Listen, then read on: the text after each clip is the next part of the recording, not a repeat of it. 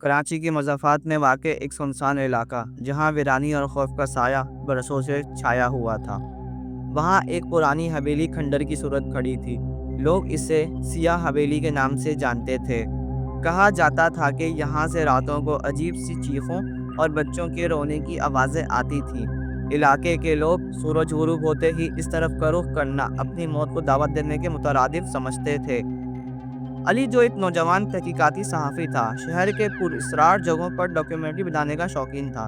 जब इसने सियाह हवेली के बारे में सुना तो इसकी जुस्तजू ने इसे मजबूर किया कि वो इसकी हकीकत मालूम करे। अली ने अपने दो दोस्तों फैसल और काशिफ को साथ लिया और रात के अंधेरे में इस हवेली की तरफ निकल पड़ा।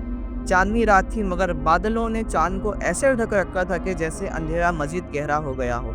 हवेली के दरवाजे जंग आलूद थे और ज़रा सी हवा से चरचरा रहे थे। तीनों दोस्तों ने अपने कैमरे और टॉर्चें संभाली और अंदर कदम रखा। अंदर दाखिल होते ही एक ठंडी हवा ने इनका इस्तकबाल किया। दीवारों पर पुराने खून के धब्बे और पिघले हुए मोमबत्तियों के निशान थे। हवेली के कमरे सुनसान और वीरान थे, मगर इनकी खामोशी में कोई छुपी हुई आवाज़ जैसे कुछ कहना चाह रही थी। अली ने कैमरे ऑन करके रिकॉर्डिंग शुरू की। अचानक एक कमरों से बच्चों के हंसने की आवाज़ आई। तीनों के चेहरे फक हो गए। फैसल ने कांपती आवाज़ में कहा, ये किसकी आवाज़ थी? यहाँ तो कोई नहीं।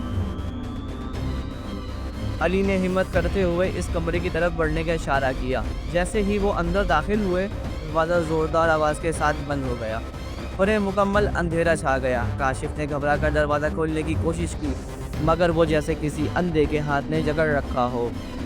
तभी एक खौफनाक साया, जो इंसानी शक्ल में मेल खाता था मगर आंखों की जगह सियाह गड्ढे थे, इनके सामने नमूदार हुआ। उसकी हाथों की उंगलियां गैर इंसानी हद तक लंबी और नोकीली थीं।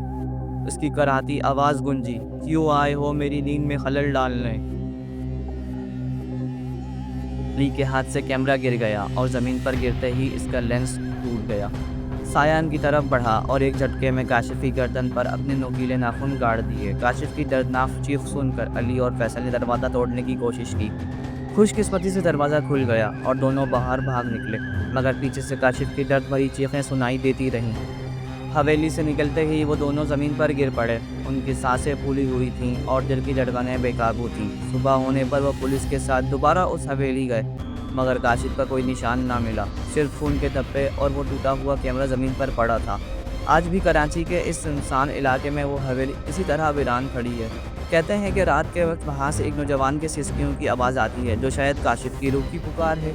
वो हवेली सियाह अब अपनी नई कुर्बानी का इंतज़ार कर रही है।